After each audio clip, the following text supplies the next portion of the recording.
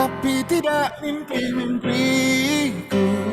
Kau bisa lumpuhkan tanganku, tapi tidak mimpi-mimpiku. Kau bisa merebut senyumku, tapi sungguh tak akan lama. Kau bisa merobek hatiku, tapi aku tahu obatnya. Manusia-manusia kuat, itu kita.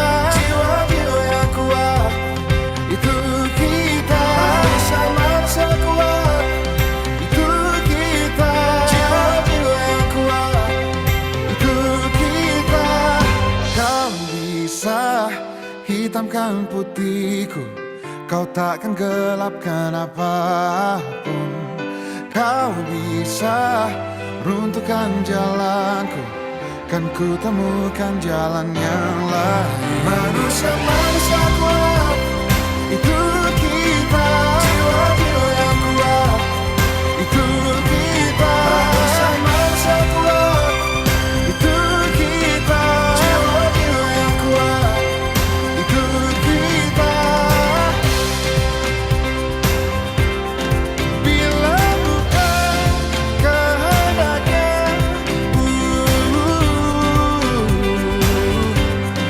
tidak satu pun jelasmu akan bawa bahaya.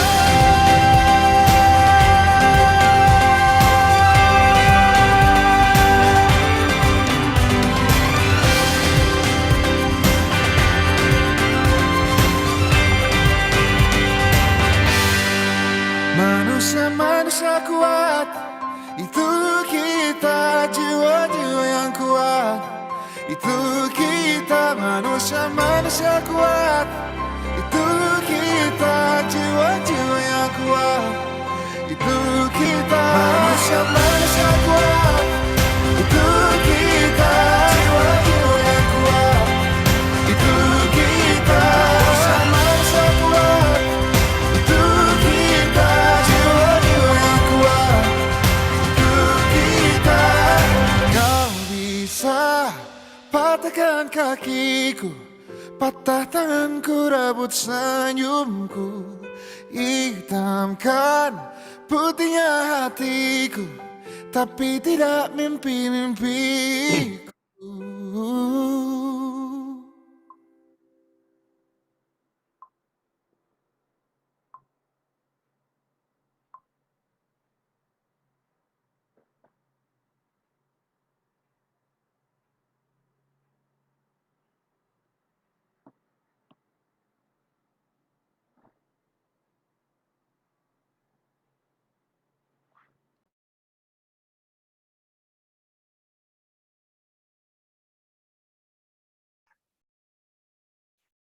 Assalamualaikum warahmatullahi wabarakatuh. Waalaikumsalam warahmatullahi wabarakatuh. Apa kabar teman-teman semua, sobat Kampung Hening yang dirahmati Allah. Alhamdulillahirrabbilalamin, wassalatu wassalamu ala ashrafil anbiya wal mursalin wa ala alihi wa sahbihi ajmain. Pada kesempatan yang berbahagia ini, kita akan membahas satu topik yang menarik, bagaimana hidup yang indah yang bersahabat dengan lingkungan. Pada kesempatan ini telah bersama kita dua narasumber kita yang utama, penulis buku Eco Happiness, yakni Pak Kurnada dan Bunda Sophie Beatrix, founder dari Kampung Hening. Kita sambut untuk kesempatan pertama. Kita buka dulu dengan Bismillahirrahmanirrahim. Baik teman-teman semua, kita sambut Pak Kurnada. Silahkan Pak Kurnada memperkenalkan dirinya. Ya, beliau ini banyak menekuni spiritualitas, dan bagaimana spiritualitas itu nanti kita tumbuh kembangkan, dikaitkan dengan lingkungan, untuk mencapai kebahagiaan diri. Silakan Pak Kunada. Baik Pak Darul Hamzah, terima kasih. Assalamualaikum warahmatullahi wabarakatuh. Selamat sore teman-teman semua. Waalaikumsalam warahmatullahi wabarakatuh. Waalaikumsalam warahmatullahi wabarakatuh. Alhamdulillah, ada banyak ya teman-teman saya lihat ya. Ada Mbak Fiska, ya, ada Mas Aldo. Oke teman-teman. Baik, saya izin share screen sebentar, kenalan, nanti juga sekalian kenalan dengan Bu Sofi ya.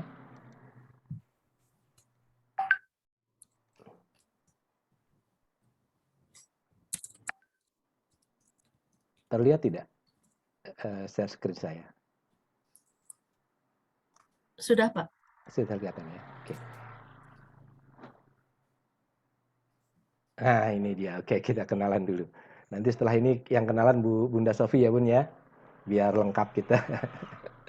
Baik teman-teman, saya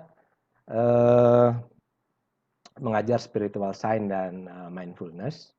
Saya pendidikan formalnya adalah sarjana kehutanan, jadi memang erat sekali dengan lingkungan, erat sekali dengan alam, dan saya basisnya di konsultan sumber daya alam dan sumber daya manusia. Jadi kebetulan sekali hari ini kita bisa ngobrol tentang eco happiness living. Ini sesuatu yang berarti banget buat saya secara pribadi dan barangkali buat kami juga ya, berdua dengan Bu Sofi, sehingga akhirnya kami memutuskan untuk menulis buku Eco Happiness. Slide-nya Pak Purnada belum itu ya?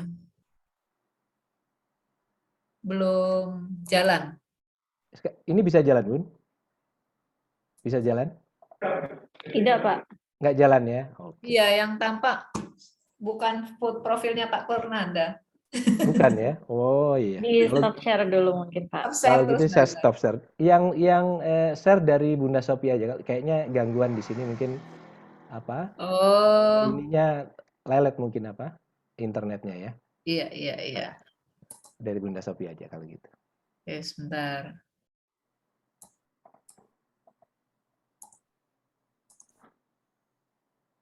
Oke.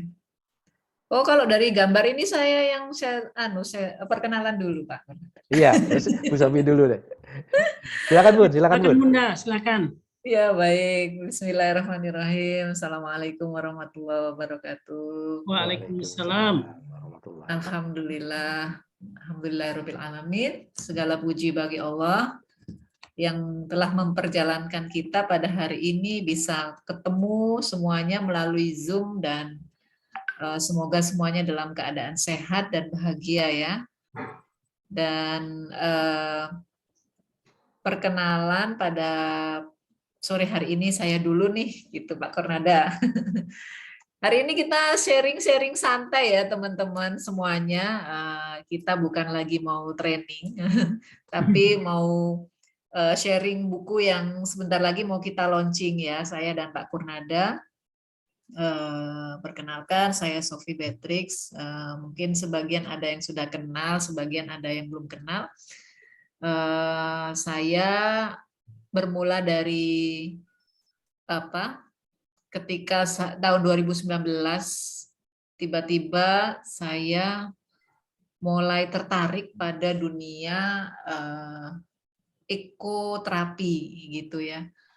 Tiba-tiba saja saya ingin mendalami dunia ekoterapi. Nah, pada waktu itu saya akhirnya memperdalam, mempelajari di mana-mana gitu ya, artikel ataupun penelitian ataupun apa gitu. Terus saya juga uji coba juga dengan diri saya sendiri, dan ternyata ini menjadi menguat ketika pandemi terjadi. Saya semakin merasa bahwa ini adalah Allah memberikan petunjuknya gitu, bahwa apa yang saya perdalam, saya pelajari itu sangat dibutuhkan setelah pandemi gitu. Jadi ini tuh luar biasa yang saya rasakan, dan di saat itulah saya mendirikan Kampung Hening ya, tepat di waktu pandemi itu kita meluncurkan program Kampung Hening gitu ya. Dan alhamdulillah semuanya berjalan dan sampai sekarang kita juga punya program-program Eco Happiness Fun Trip di Kampung Hening, dan akhirnya membuat saya mengajak Pak Purnada yang juga seorang pemerhati lingkungan, juga seorang trainer spiritual gitu ya, kesadaran spiritual ya Pak Purnada ya.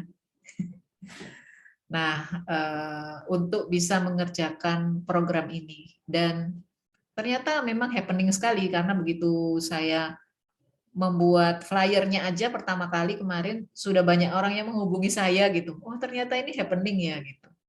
Untuk bekerja sama, untuk ada yang mau akhirnya mengadakan kegiatan di Bali, ada yang untuk desa-desa di Bali gitu ya. Jadi ternyata banyak gitu ya, ada yang mengajak saya untuk webinar lagi dan macam-macam gitu ya. Nah ini ternyata sesuatu yang luar biasa ya ini. Nah makanya teman-teman siapkan hari ini untuk benar-benar menyimak gitu ya.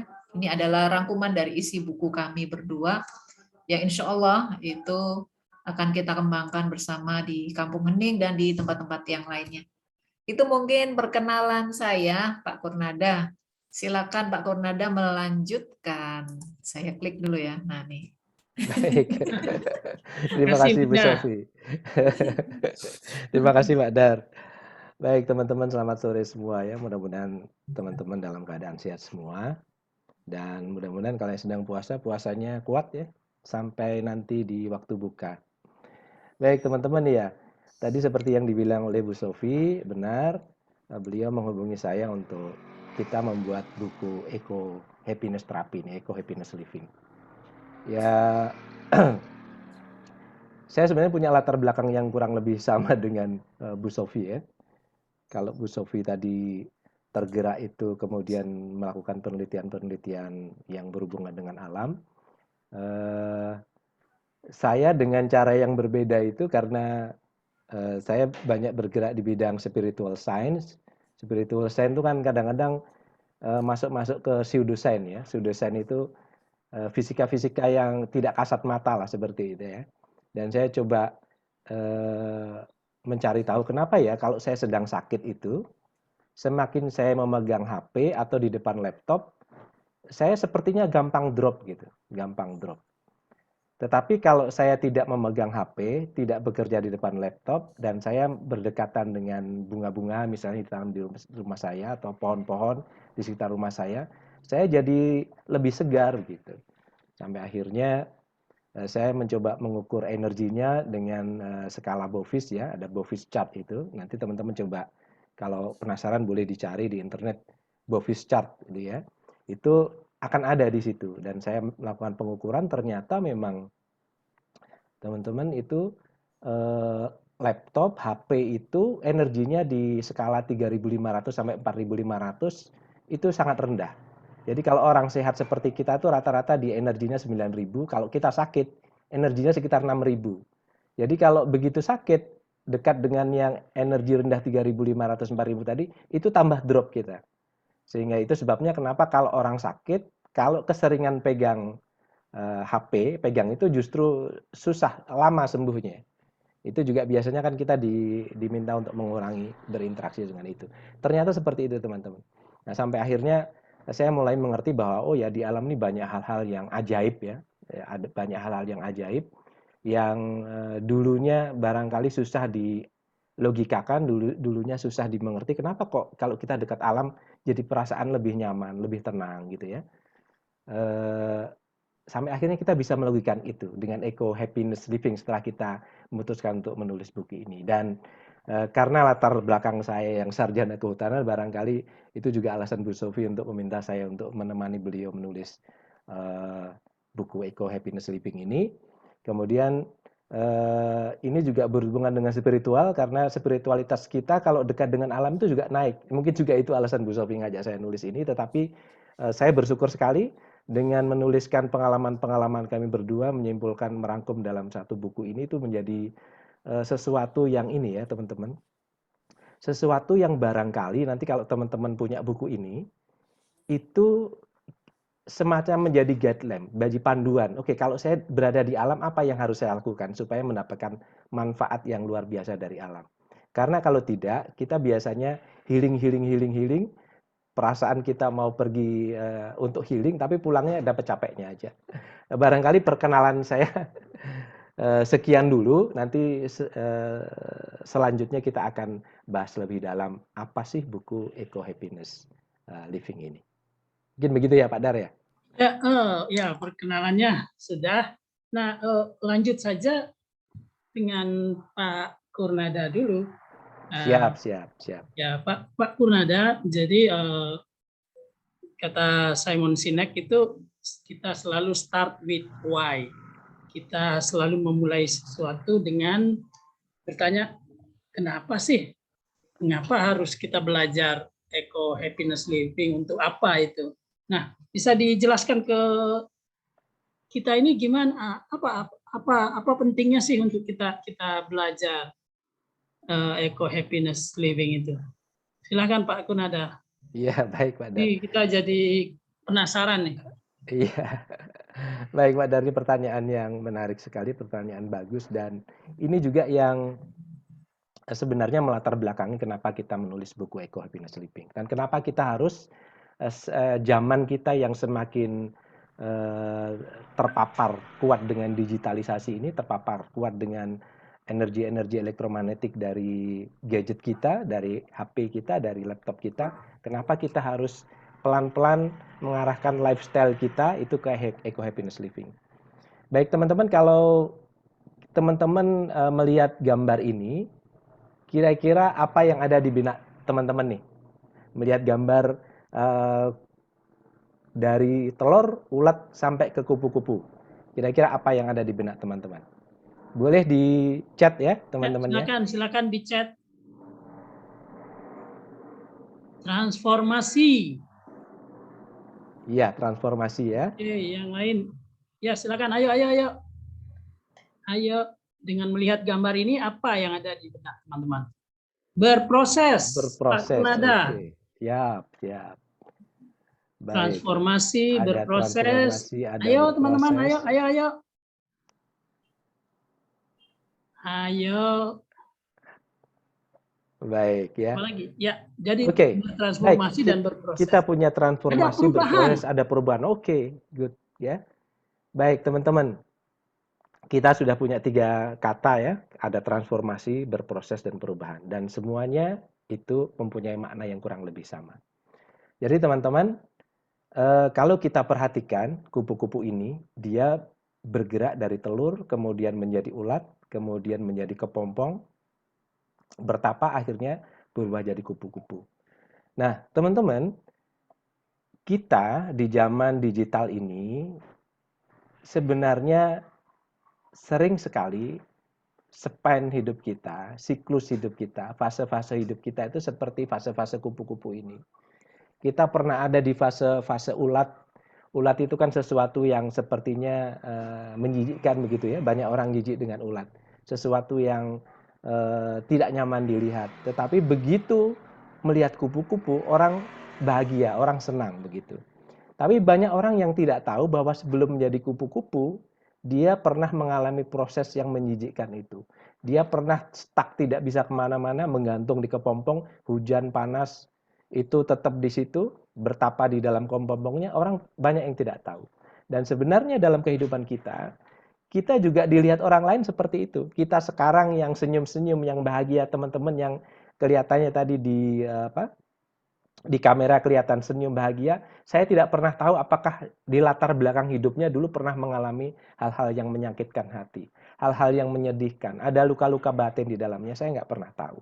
Tetapi saya percaya setiap orang pernah mengalami yang namanya kesedihan, luka batin, dan lain sebagainya, karena itu adalah bagian dari proses hidup seseorang untuk menjadi orang itu menjadi lebih baik seperti sekarang. Jadi teman-teman, apapun yang teman-teman pernah alami, itu sebenarnya adalah seperti siklus kupu-kupu ini. Yang saya lihat sekarang di teman-teman, tampilan teman-teman sekarang adalah kupu-kupunya.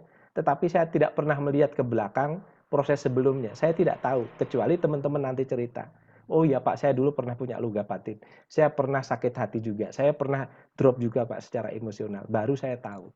Tetapi saya paham bahwa setiap orang pernah mengalami itu karena itulah bagian dari proses kehidupan kita.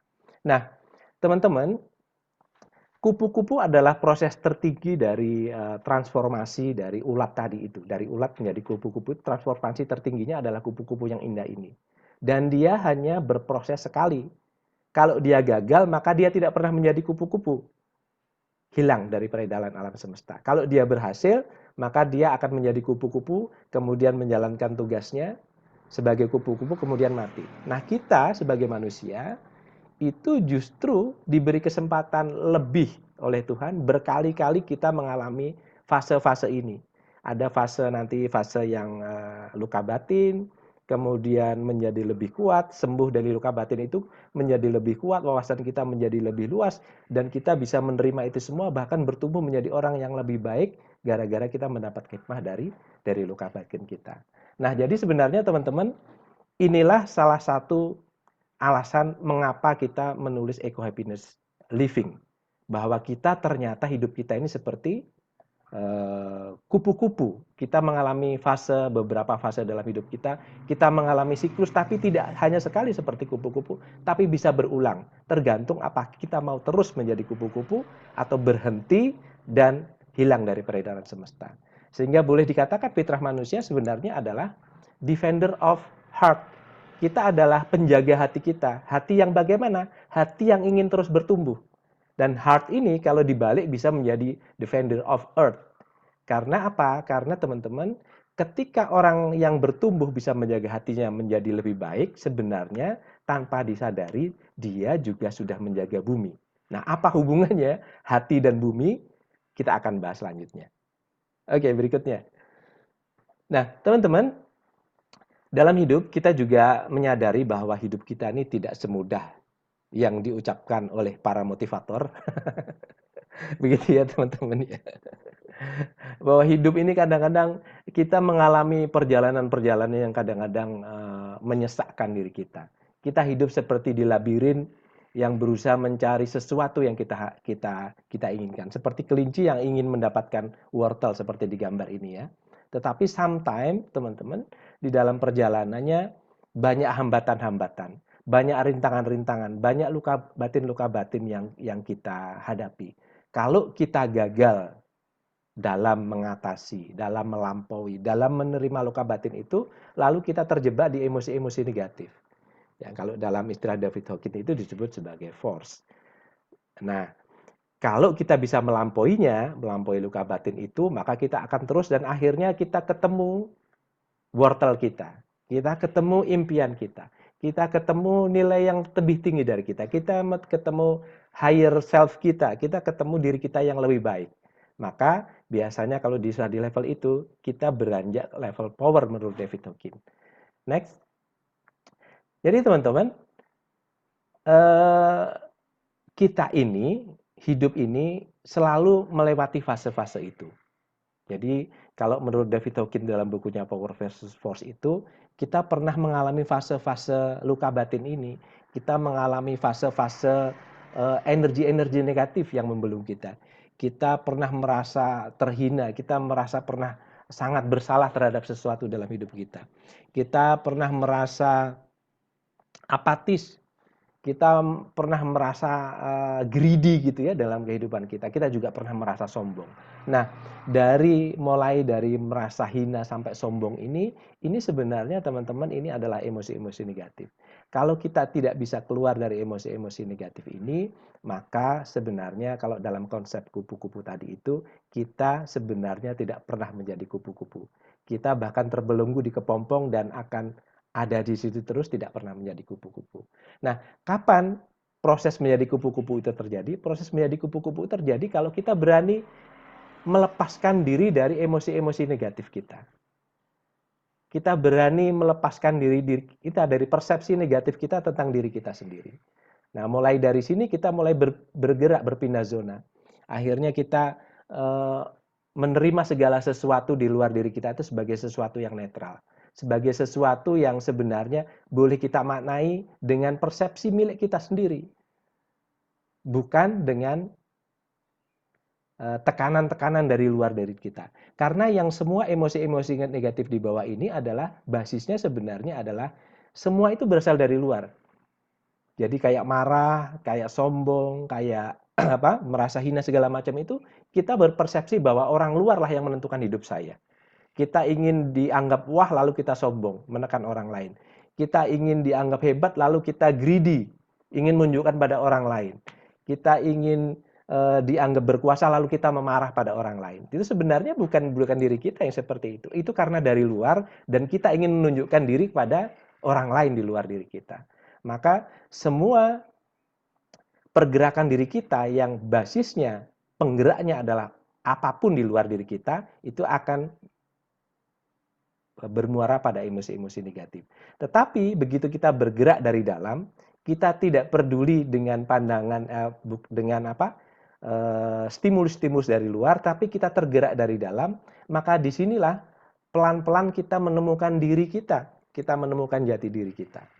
Dan akhirnya pada saat kita sudah sampai bisa menghargai diri kita sendiri, bisa menghargai orang lain, bisa menerima diri sendiri, bisa menerima orang lain, bisa menerima bahwa kita pernah luka batin, bisa menerima bahwa kita pun bisa sembuh karena itu, bisa optimis karena itu, kemudian bisa menyayangi orang lain secara universal.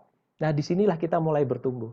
Sampai akhirnya nanti suatu ketika kita sudah sangat universal, kita bisa menerima semua perbedaan itu adalah fitrahnya makhluk hidup di muka bumi ini, maka kita menjadi tidak berfokus pada diri kita lagi. Kita fokusnya berpindah dari diri ke bagaimana bermanfaat untuk orang lain. Seperti kupu-kupu itu tadi. Yang tadinya berfokus kepada diri sendiri pada saat menjadi ulat, dia makan mulu sampai akhirnya dianggap hama oleh manusia, oleh makhluk lain. Tapi begitu dia menyadari, dia bertapa dalam kepompong, kemudian jadi kupu-kupu. Setelah jadi kupu-kupu, dia tidak berfokus ke dirinya. Dia berfokus kepada makhluk lain. Apa yang dilakukan? Menjadi agen penyerbukan bunga. Menjadi sesuatu yang indah dan bagian makhluk lain. Nah, itulah teman-teman, pada saat kita bisa lepas dari zona negatif menuju zona positif, maka ujung-ujungnya nanti kita akan terbawa suasana hati karena kesadaran dalam diri kita itu menjadi suka mengempower orang lain, suka bermanfaat untuk lingkungan kita, menjadi rahmatan lil alamin, bahasanya seperti itu. Oke, next. Ya, menarik sekali. Nah, baik teman-teman. Nah, untuk menuju ke sana, kita teruskan dulu Pak Dar ya. Ya, baik. Untuk menuju ke sana Lanjut, teman-teman, ya, untuk menuju ke sana teman-teman, itu kan biasanya kita melakukan healing dengan misalnya hipnoterapis, healing dengan konselor-konselor khusus ya, yang kita undang atau kita mendatangi kantor-kantornya.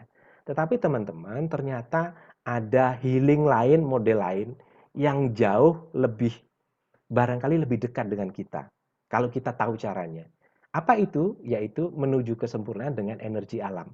Nah, inilah yang intisari dari sebenarnya buku dari intisari dari Eco Happiness Living yang sedang kita tuliskan dan sebentar lagi barangkali akan di-launching. Oke, next. Teman-teman, selama pandemi kemarin, 2 tahun kemarin, itu barangkali teman-teman juga menyadari entah ada dorongan dari mana, itu kita lebih suka berwisata atau istilahnya tanpa kita sadari healing itu ke alam-alam terbuka. Saya nggak tahu ini dorongan dari mana. Tapi kalau menurut hemat saya, inilah bawaan fitrah kita bahwa kita ternyata dekat dengan alam. Dan alam ternyata menyembuhkan teman-teman. Alam ternyata menyembuhkan. Jadi kenapa banyak orang semakin dekat dengan alam pada saat pandemi kemarin itu bawah sadar. Pikiran bawah sadar orang-orang individu-individu itu dan tergerak seperti itu. Bahkan menurut Menteri Pariwisata kan seperti itu ya. Ekowisata justru lebih diminati setelah pandemi ini. Next. Dan teman-teman, menurut para ahli itu beraktivitas di alam itu menyehatkan fisik dan mental kita. Nah, sebagai contohnya ini teman-teman. Kalau teman-teman berjalan 40 menit di alam terbuka, itu di bagian otak tertentu kita, di frontal cortex yang bagian dia ada di bagian otak kita tuh yang senang sekali mengulik pikiran-pikiran negatif. Nah, itu kalau kita bawa ke alam lepas, ke alam luar gitu ya, di luar rumah kita berjalan-jalan ke woodland, ke pepohonan, ke taman, ke area-area yang hijau, itu mampu menurunkan bagian itu bekerja di otak kita.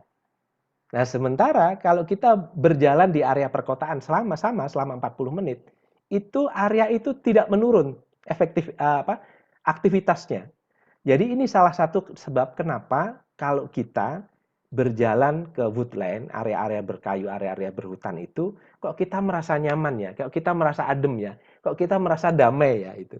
Nah, ini ternyata hasil penelitian dari para ahli itu menunjukkan hal seperti ini. Jadi Berarti teman-teman, ya Pak Kurnada ya, ibu-ibu nanti disarankan jangan ke mall ya iya betul betul. jalan-jalannya. Ya, betul Bunda. Kalau ke mall tambah stres ya rupanya ya. Dan bukan Jadi hanya stresnya ibu-ibu, itu Bun. nggak Bukan hanya bukan ngelihat ibunya. situasi, tapi juga duitnya juga stres ya Pak ya. Ya, dan bukan ibunya Ya. aja, Bun. Suaminya juga stres ya. Oke, kita lanjut ya, kita Ya, lanjut. lanjut. Next. Oke. Jadi teman-teman, seperti yang ini penelitiannya banyak teman-teman. Kalau teman-teman searching di internet, ini ada 2000 penelitian tentang ekoterapi ya. Ada banyak lah, banyak. Cuman yang dapat kita simpulkan bahwa ternyata semakin kita dekat dengan alam itu resilient kita semakin kuat. Jadi daya tahan kita terhadap benturan-benturan emosi itu semakin kuat. Itu sebabnya pada tahun 2018 itu ada penelitian yang mengatakan bahwa orang yang tinggal di daerah pedesaan yang notabene lebih alami dari kita yang tinggal di perkotaan itu cenderung memiliki ketahanan yang lebih besar terhadap stres ya. Kemudian tingkat harga diri yang lebih tinggi dan peningkatan konsentrasi dan kemampuan kognitif yang lebih tinggi. Nah, itu sebabnya teman-teman kenapa dalam jangka panjang kalau kita perhatikan teman-teman ya, ini kan psikis ya. Tapi psikis ini berhubungan dengan psikosomatis juga. Kenapa teman-teman yang tinggal di daerah pedesaan biasanya umurnya jauh lebih panjang daripada teman-teman yang tinggal di perkotaan. Ini salah satu efek juga dari psikologis ke psikosomatis, ke efek penyakit ya. Nah, ini juga untuk remaja juga begitu. Sekarang kita menghadapi banyak ini masa-masa yang susah, terutama kalau teman-teman sudah punya anak remaja atau teman-teman lagi remaja, ini masa-masa yang susah karena hampir 80% waktu kita dihabiskan di depan gadget kita. Dan gadget itu, tadi saya katakan bahwa gadget itu menyerap energi elektromagnetik kita, mendropkan, dan di satu sisi dia memenuhi otak kita kadang-kadang dengan informasi-informasi yang sebenarnya tidak terlalu diperlukan oleh otak kita, sehingga kita akhirnya overthinking.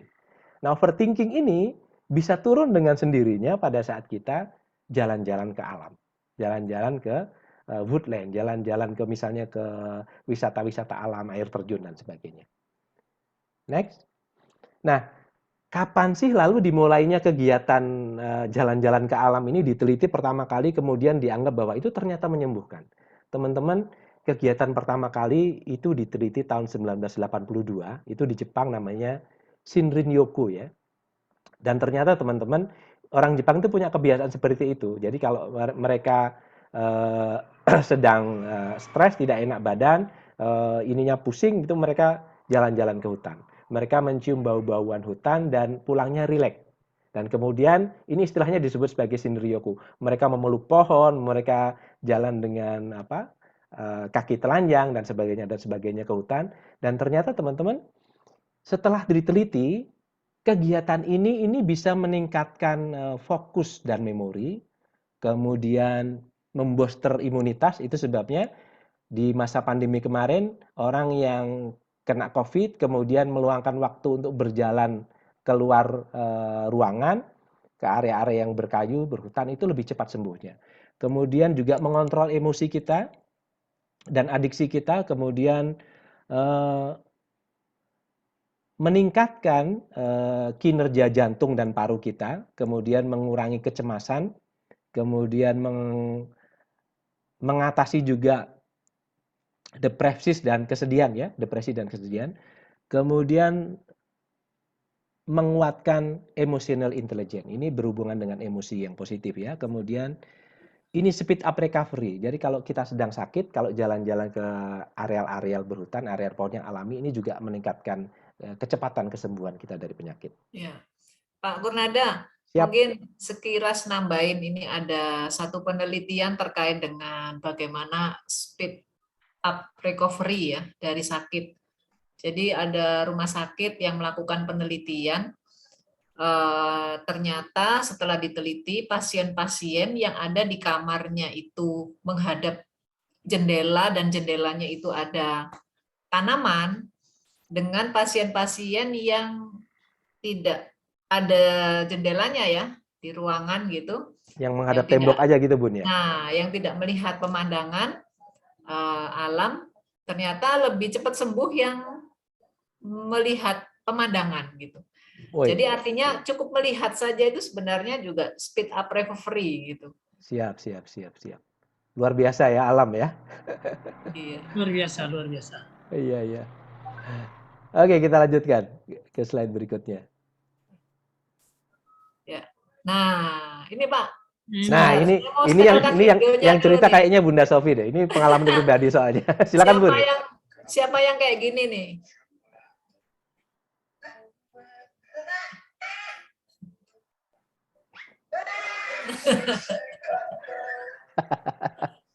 Gitu ya. Ya, siapa nih di sini yang AIDS, yang takut sama kecoa? Kayaknya bapak-bapak, kalau ibu-ibu kayaknya enggak ya.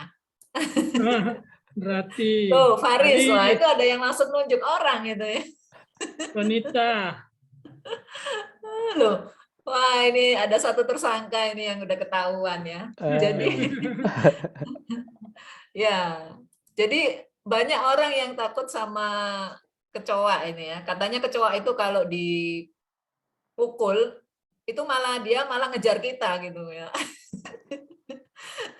Dan dia suka terbang-terbang itu ya, bikin kita stres banget gitu ya. Saya dulu juga ngalamin kayak gini Pak Kurnada dan teman-teman. Paling takut sama kecoa, jijik gitu. Jadi kalau ada kecoa itu saya teriak-teriaknya lebih kencang kali dari yang tadi ya. Terus naik meja, naik kursi gitu ya. Karena ternyata semakin teriak itu ternyata dia semakin ngejar gitu ya ternyata ya. Nah, akhirnya ketika saya mempelajari eco happiness terapi ini, akhirnya saya nyoba ya. Jadi ternyata ketika kita merespon dengan energi negatif itu pada makhluk atau hewan itu membuat dia juga panik sebenarnya. Jadi dia ngejar kita itu karena dia panik gitu kan. Maka akhirnya dari situ saya coba terapkan, dan percobaan pertamanya saya sama Allah dikasih ya eksperimennya itu, saya pergi ke suatu desa, tinggal di sebuah rumah yang di situ itu kamarnya penuh dengan kecoa, keluar kamar ke kamar mandinya penuh kecoa, di samping rumah kamar saya itu ada dapur, dapurnya penuh kecoa gitu. Jadi saya udah terkepung gitu kan, nggak bisa kemana-mana gitu kan. Mau keluar dari kamar itu depannya juga ada kecoa, di kamar mandinya ada kecoa, di kamar saya itu dia bergantung-gantung di korden gitu ya. Jadi kayaknya Mas Faris tadi perlu ke situ deh ya untuk terapi gitu. Akhirnya saya memutuskan untuk mempraktekkan ekoterapi dan saya ajak ngobrol tuh ya si kecoanya itu, saya bilang kamu di situ aja baik-baik ya, jangan pergi kemana-mana. Karena saya mau tidur nyenyak gitu kan. Terus udah saya tidur, dan itu alhamdulillah selama 7 hari di situ saya berdamai gitu, kecoanya juga nggak terbang gitu, dan alhamdulillah setelah itu saya nggak takut lagi gitu. Jadi teman-teman yang takut kecoa boleh yang saya terapkan ini boleh dilatih ya. Iya. Supaya nggak takut kecoa gitu. Resep yang bagus Bunda. Cuman ini Pak Dar kalau juga ini ya, Pak Dar juga takut nggak? Masalahnya begini Bunda, kalau kitanya yang mau berteman dengan kecoa, tapi kalau kecoanya nggak mau berteman gimana? Nah, sudah berprasangka negatif ini sama kecoa. Iya, Iya, pertama jadi memang kalau energinya itu energinya ya, betul. ya energinya Pak, karena saya juga mempelajari, saya nonton beberapa film pecinta harimau itu ya, yang jinak itu, dia bilang juga kalau kita munculin energi negatif, kita takut sama dia, dia itu juga ikutan panik gitu. Nah Iya. itu akhirnya, saya belajar dari situ juga. Jadi jangan panik, jangan takut, tapi loving kindness. Nanti caranya loving kindness ada ya. Oke, kita lanjut ya. Iya, silakan. Slide berikutnya. Nah, ini juga saya punya cerita ini mungkin Pak. Tambahin Pak Kurnada. Nah, ini tuh ceritanya kakak saya. Jadi ternyata kalau kita berada di alam, itu kita juga akan menguatkan naluri kepekaan kita gitu ya. Jadi semakin banyak kita berinteraksi dengan alam, kita menjalankan ekoterapi ini, eco happiness ini, maka kita bisa jadi lebih peka. Nah, ini contohnya kakak saya. Kakak saya ini seorang pemandu wisata alam gitu ya, dengan para turis-turis. Beliau cerita waktu di hutan bawa kamera yang mahal itu, yang harganya 50 juta ya kameranya itu, karena kamera buat memburu hewan-hewan liar gitu kan. Nah, ketika beliau sampai di satu tempat, kok merasanya merinding ya bagian belakang ini hantu apa gitu. Kok merinding gitu, terus akhirnya merinding banget sebadan itu. Akhirnya pindah tempat lagi, merinding lagi, tempat lagi, pindah lagi sampai beberapa kali, terus akhirnya sampai ke suatu tempat yang itu agak teduh, merindingnya hilang. Nah ternyata setelah merindingnya hilang itu hujan deras banget gitu. Jadi akhirnya dia merasa bahwa ini tuh alam itu mengarahkan gitu. Jangan di situ karena nanti kalau hujan kameranya kena hujan nangis gitu kan.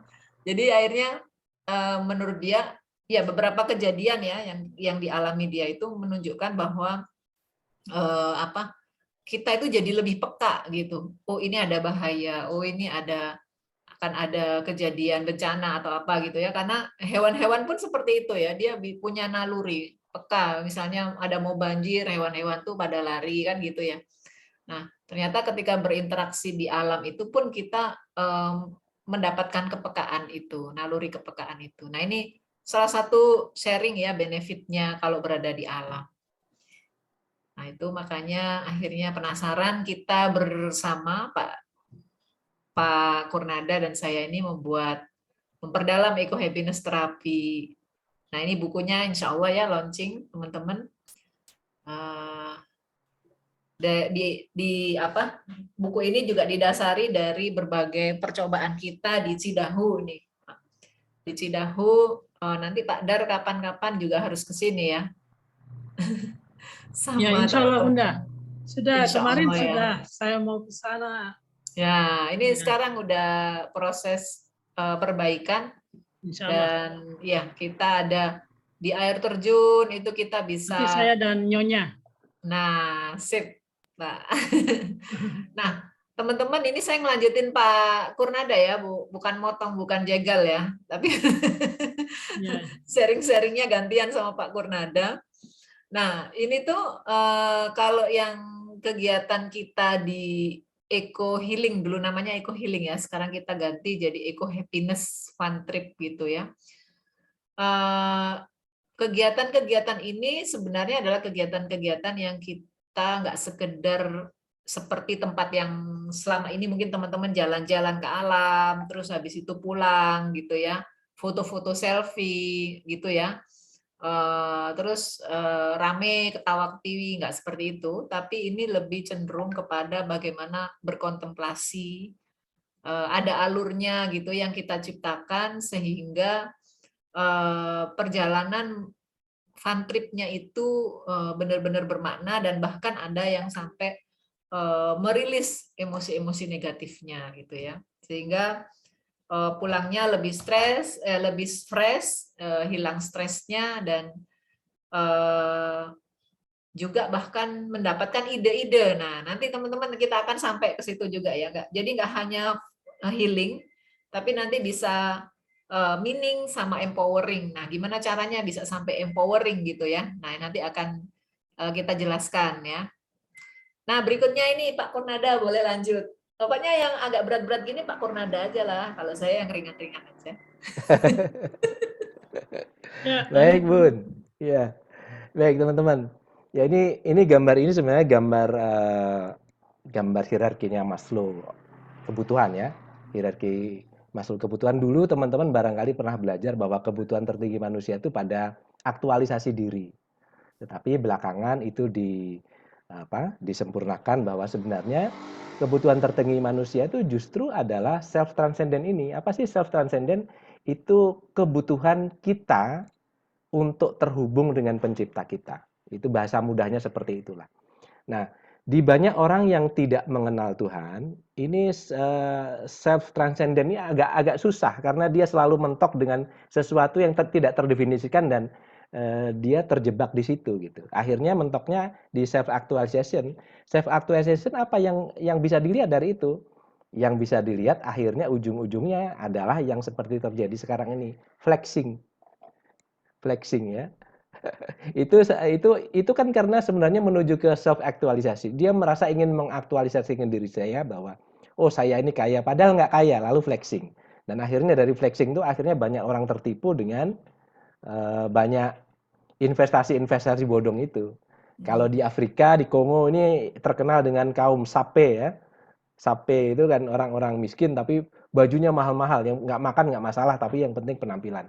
Nah, kita tidak menuju ke sana. Jadi menurut Maslow justru hierarki tertinggi, kebahagiaan tertinggi kita bukan di self actualization tapi di self transcendent ini. Kalau kita mengenal jati diri kita. Nah, teman-teman, mengenal jati diri ini seolah-olah sesuatu yang susah banget gitu ya. Wah, harus belajar spiritual nih, harus belajar dengan guru gini itu. Ternyata kalau kita belajar eco happiness living, eco happiness terapi, nanti kita juga pelan-pelan tanpa disadari kalau kita terbiasa berdekatan dengan alam, kita akan mendapatkan sense ini gitu dari alam. Kita mendapatkan pemaknaan ini dari alam. Ini barangkali kalau lebih jelas akan terlihat di slide berikut ya. Ya. Nah, ini tadi Dr. Hopkins, udah kayaknya ya. Sudah tadi ya, sudah saya jelaskan ya. Iya. Nah, ini barangkali yang ditulis oleh Bu Sofi bahwa kita menemukan jawaban yang lebih dari kita berelasi dengan alam. Dari tidak hanya sekedar healing ya, Pak. Betul, Bun. Nah, barangkali Bunda Sofi punya pengalaman nih, Bun. Bagaimana yang tidak sekedar healing ini di sini, Bun?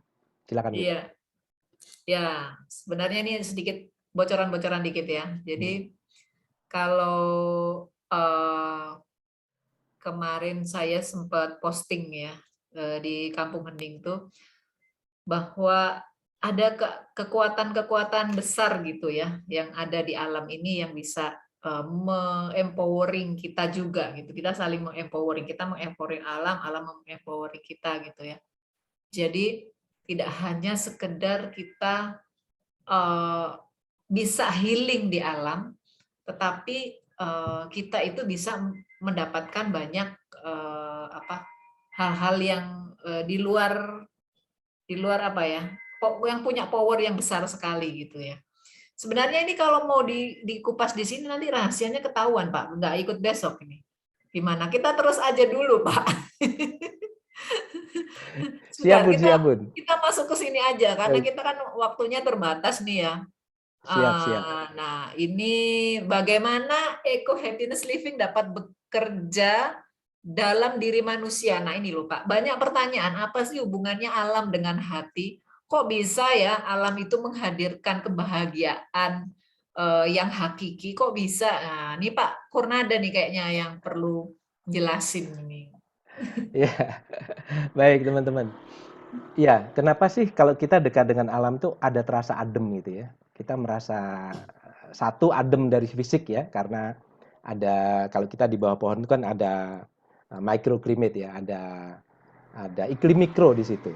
Tetapi di samping itu, pada saat kita merasa adem secara fisik, hati kita juga merasa adem. Nah, kenapa bisa seperti itu? Nah, jadi rupanya teman-teman, nah ini yang barangkali juga hal baru bagi teman-teman. Kalau barangkali sudah tahu, ini mudahan pengulangan saja. Teman-teman begini, kita itu sebenarnya seperti alam semesta kecil dan alam semesta yang di luar kita itu alam semesta besar. Dua-duanya sama. Dua-duanya sama. Sama-sama mengandung banyak mikroorganisme, sama-sama banyak mengandung, kalau di alam semesta besar kan bukan hanya mikro ya, tapi makroorganisme. Kalau di kita mikroorganisme. Nah, di kita yang disebut sebagai alam semesta kecil itu di dalam tubuh kita itu ada banyak mikrobiom ya. Mikrobiom itu bisa bakteri, bisa jamur dan sebagainya yang membantu proses kehidupan kita, mulai dari proses pencernaan, yang paling banyak mikrobioma ada di situ di pencernaan, dan di lain-lain termasuk di dalam kepala kita tuh juga ada mikrobiom yang tidak kita ketahui, membantu bahkan proses memicu hormon-hormon tertentu di dalam tubuh kita, termasuk hormon-hormon kebahagiaan, hormon-hormon kecemasan itu juga dibantu oleh mikrobiom. Itu makhluk kecil ciptaan Allah Subhanahu wa taala yang ada di dalam tubuh kita. Sehingga kalau dilihat dengan mikroskop begitu ya, seandainya kita ini dilihat dengan mikroskop, itu kita ini seperti sekumpulan besar bakteri yang berjalan gitu. Jadi kita ini penuh dengan bakteri. Nah, bakteri-bakteri itulah teman-teman ternyata salah satunya berfungsi berkomunikasi dengan bakteri-bakteri yang ada di luar tubuh kita, bakteri yang di alam semesta. Jadi mereka berkomunikasi tanpa kita sadari. Tanpa kita sadari mereka berkomunikasi. Itu Jadi yang pertama. kalau kayak dilihat itu ya, sebenarnya teman-teman kalau kita melihat diri kita dalam kacamata mikroskop. Jadi kayak misalnya Pak Kurnada, kacamatanya diganti nih, kacamata mikroskop. Nanti Pak Kurnada ngelihat Pak Dar itu sekumpulan bakteri gitu kan. Iya, betul seperti itu. Lihat saya juga udah, wajahnya udah, mungkin yang cantik-cantik, yang ganteng-ganteng itu udah nggak kelihatan ya Pak. Betul, Bu. Seperti itu. Jadi teman-teman bisa bayangin kayak gitulah ya. Oke. Iya, Ya. jadi seperti itu. Dan uniknya mikrobiom kita itu saling berkomunikasi loh dengan alam ya. Termasuk kalau misalnya saya ketemu dengan teman-teman, saya ketemu dengan Pak Dar misalnya. Jauh sebelum kita berkomunikasi, itu mikrobiom di dalam perut saya dan mikrobiom di dalam perutnya Pak Dar, menurut penelitian itu sudah berkomunikasi duluan. Iya. Betul. Jadi dan kalau komunikasinya itu tidak cocok tanpa kita sadari, itu membuat kita akhirnya menjauh gitu. Dan kalau komunikasinya cocok, ini bahkan saya waktu membaca ilmu ini saya geleng-geleng kepala, kok bisa begitu ya gitu. Tapi itulah faktanya, setelah diteliti ternyata seperti itu. Itu yang pertama teman-teman, bahwa ternyata kita ini semesta kecil yang berhubungan dengan semesta besar. Nah, teman-teman, yang kedua itu adalah kita ini sebenarnya adalah makhluk energi. Kalau kita di zoom dengan mikroskop elektron sampai kecil, itu kita ini materinya sebenarnya nggak ada. Yang ada adalah energi yang bergetar-getar di frekuensi tertentu yang disebut sebagai vibrasi. Dan alam semesta juga seperti itu. Jadi kita ini sebenarnya adalah makhluk vibrasi di semesta vibrasi. Nah, vibrasi kita teman-teman itu sangat ditentukan oleh rasa. Dan rasa itu yang paling berperan penting adalah hati. Nah, itu sebabnya kenapa kalau hati kita sedang tidak nyaman, sedang negatif, itu juga sebenarnya dirasakan oleh makhluk-makhluk di sekitar kita, termasuk oleh hewan. Kalau kita panik, kecoa ikut panik. Nah, betul. Perlu Nyambung ya. Nyambung ya. Nah, teman-teman, ini ya. Untungnya teman-teman, alam semesta, alam di luar sana itu punya energi positif yang lebih kuat dari kita. Untungnya. Nah, tetapi kalau kita manusia secara keseluruhan, 7 miliar manusia ini, semua energi di dalam dirinya, rasa-rasanya negatif, itu juga berpengaruh terhadap semesta, terhadap bumi kita. Jadi semacam hubungan timbal balik lah seperti itu ya. Jadi hati ke tubuh ke alam. Itu sebabnya teman-teman, kalau di dalam dunia spiritual, itu ada, kalau ada bencana, itu biasanya kita disuruh banyak berdoa. Kita disuruh banyak beristighfar.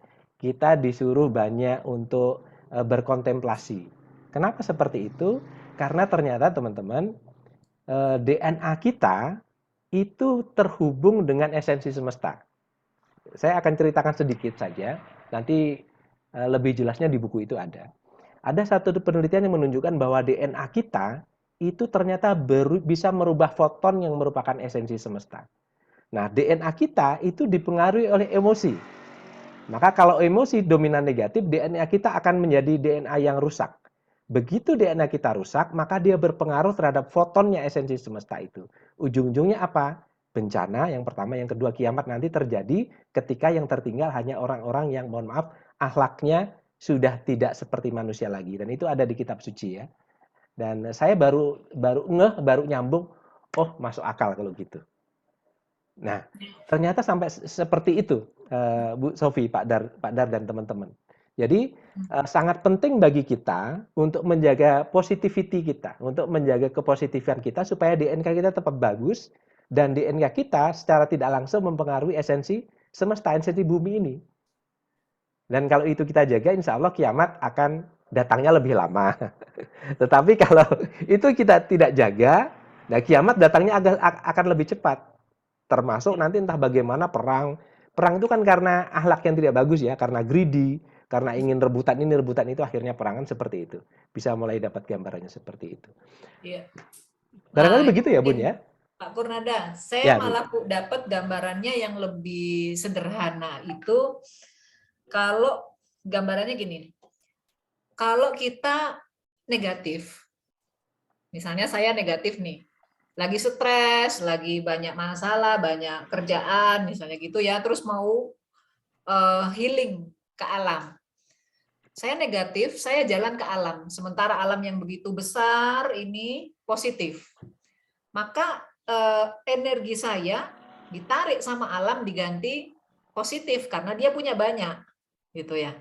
Betul, betul. Tapi apa yang terjadi kalau ternyata yang tadi itu kumpulan orang miliaran ini negatif semua, sementara alamnya itu sudah dihabisin ya, sumber daya dihabisin, pohon-pohon ditebangin, ya pokoknya terjadilah perusakan alam oleh manusia. Akhirnya apa? Alam yang awalnya positifnya banyak, itu kalah banyak sama kita nih. Kita yang negatif ini lebih banyak daripada alam itu gitu. Nah, otomatis bukannya kita yang menyerap energi positifnya alam, tapi alam yang kita serap energinya gitu kan. Jadi negatif. Akhirnya disitulah yang menurut saya banyak terjadi bencana ataupun terjadinya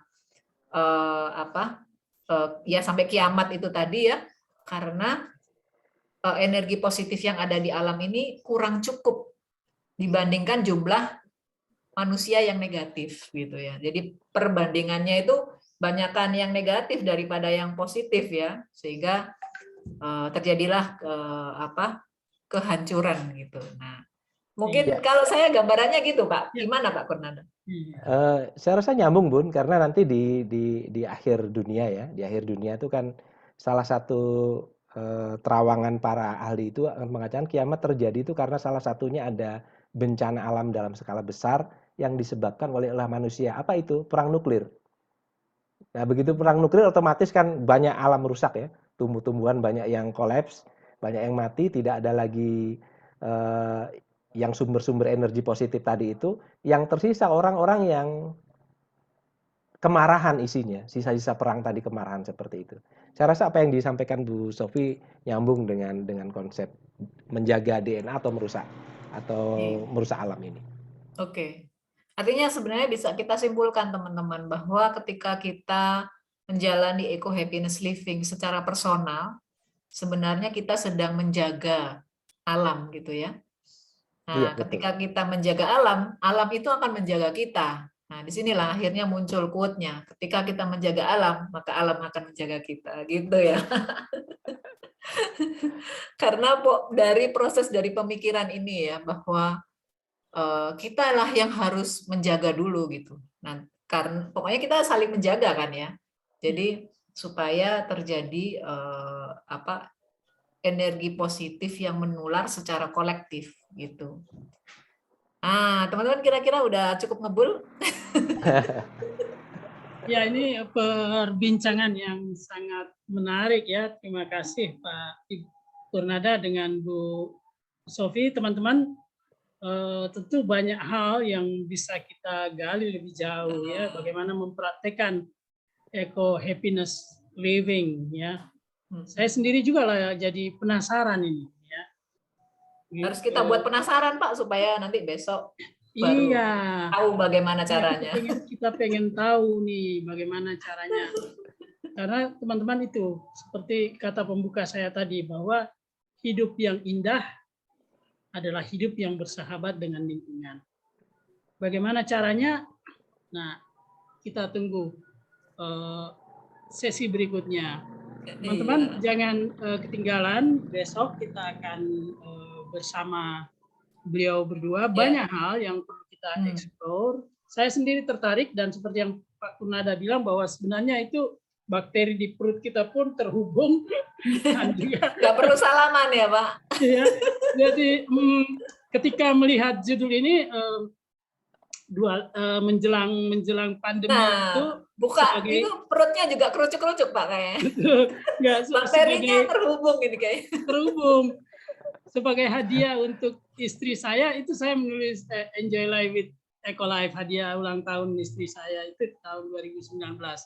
Dan ternyata kita ini terkoneksi. Mengalami perasaan yang sama kayaknya ya Pak Dar ya. Perasaan kita sama. Dan saya yakin teman-teman semua di sini ada sekitar 50 orang punya perasaan yang sama, punya keinginan yang sama untuk bisa lebih dekat lagi dengan alam, karena kerinduan itu ada di dalam, seperti yang disampaikan tadi oleh Pak Kurnada, ada di dalam bawah sadar kita. Tuhan sudah meletakkan chip itu di dalam diri kita untuk kita selalu dekat dengan alam. Kitalah yang karena kerasukan kita, ya keinginan kita yang berlebihan sehingga kita jauh dari alam. Bagaimana, masih ada waktu atau ada hal yang mau disampaikan sebagai penutupnya ya? Penutup, ya silahkan Bunda Sofi atau Pak Nada, monggo. Saya mau kasih itu iming-iming dulu buat besok Pak. Iya, silakan. Apa sih besok yang mau kita bahas gitu ya? Mungkin kalau tadi teman-teman tahu secara teorinya nih, kenapa kita kasih why-nya itu agak lama gitu ya? Karena memang ini sebuah ilmu yang baru dan sesuatu yang membutuhkan banyak alasan gitu ya. Karena banyak orang bilang, apa sih kok kayaknya nggak masuk akal gitu. Nah, kita akhirnya harus mengumpulkan banyak penelitian, banyak eksperimen dan lain-lain untuk bisa menguatkan. Nah, terus gimana caranya? Besok itu kita akan membahas 3 cara bagaimana orang bisa healing di alam, bagaimana dengan healing itu dia bisa menghilangkan stres ya, dan itu menurut saya yang paling rendah gitu ya, maksudnya kebutuhan yang paling rendah gitu ya. Dan ini sudah banyak sekali dilakukan, tadi sudah disampaikan Pak Kurnada, Sindrin Dioku dan lain-lain sudah melakukan itu. Tetapi yang level kedua dan ketiga inilah yang sedikit mungkin yang kedua ini malah yang belum banyak yang membahas ya, menelitinya, karena kita mencoba menghubungkan bagaimana kita menjadi terhubung, spiritual kita itu jadi naik ketika kita mengenal alam ini gitu. Ketika kita berinteraksi dengan alam ini, bagaimana kita bisa jadi semakin soleh gitu. Kalau katanya tadi kemarin saya ngobrol sama dari teman-teman dari Bank Indonesia, kesolehan sosial gitu ya. Bagaimana bisa terjadi kesolehan secara massal gitu ya. Gara-gara eco happiness living gitu. Bagaimana kita bisa dapatkan ide-ide yang cemerlang, kita bisa dapatkan solusi-solusi seperti halnya Newton yang melihat apel jatuh dari pohonnya, dia langsung dapat ide. Teori Newton gravitasi gitu ya. Itu kan sesuatu yang ada di level yang berikutnya ya, dia tidak menggunakan alam untuk healing tetapi untuk meaning, untuk dapat ide-ide atau solusi-solusi dalam kehidupannya. Dan bagaimana kita bisa masuk ke level yang ketiga, empowering, sebagaimana Umar bin Khattab ketika memberikan surat kepada Sungai Nil yang kering, itu Sungai Nil itu bisa mengalir dan menjadi menyejahterakan masyarakat di sekitarnya. Nah, ini nih yang besok nih akan kita ulik ya. gimana caranya mempraktekkan eco-happiness living sehingga kita nggak hanya healing, tapi kita bisa meaning dan kita bisa empowering. Gitu kira-kira Pak Dar. Ya, bagaimana bukan sekedar healing, tapi meaning bahkan empowering. Yes. Teman-teman semua, tentu kita semua penasaran untuk tahu bagaimana caranya. Di dalam Al-Quran, Allah Subhanahu wa Ta'ala berfirman, Inna fi khalqis samawati wa ikhtilafil lail wan nahar la ayat liulil albab. Nah, ulil albab ini adalah orang-orang yang punya kesalehan sosial, yang selalu memikirkan alam dan mengambil manfaat, termasuk membangun kesadaran kolektif. Bagaimana menuju ke sana? Besok. Jangan kemana-mana. Stay tune, tetap di Kampung Hening besok insya Allah. Sekian dari kami semuanya. Selamat berbuka puasa. Tadi saya sudah berbuka, Pak. Waktu Indonesia Tengah. Mudah-mudahan ibadah puasa kita semua diterima Allah Subhanahu wa Ta'ala. Teman-teman semua. Kita foto bareng dulu kali ya, Pak, dikit. Ya, kita awetkan dulu ya. Terima Ya. kasih Bunda Sofi, terima kasih Pak Kurnada sudah berbagi dengan kita. Kita foto dulu bersama sebelum Pak Kurnada melanjutkan berbuka puasa ya. Pak Kurnada, Pak Dar, kita dibantu gayanya ya, Kampung Hening. Ibu siapa? Gaya Kampung Hening gini sekarang, Pak. Gimana? Dari hati, salam cinta dari hati. Oh ya, tangannya jadi, tangannya gini, dua. Nah, kita taruh di dada sebelah kiri. Siap, nah. siap. Baik, kita foto bersama. Siapa yang memotret ini, Mas Luki ya? Ya, siap. Silakan lihat kamera, Bapak Ibu. 1, 2, 3. Satu lagi. 1, 2, 3. Sudah. Ya. Terima kasih semuanya. Sampai ketemu besok ya. Terima kasih. Assalamualaikum warahmatullahi wabarakatuh. Selamat Waalaikumsalam warahmatullahi wabarakatuh. Terima kasih Bunda, terima kasih Pak Kurnada, Mas Pak Darhan. Wow. Ada. Yuk.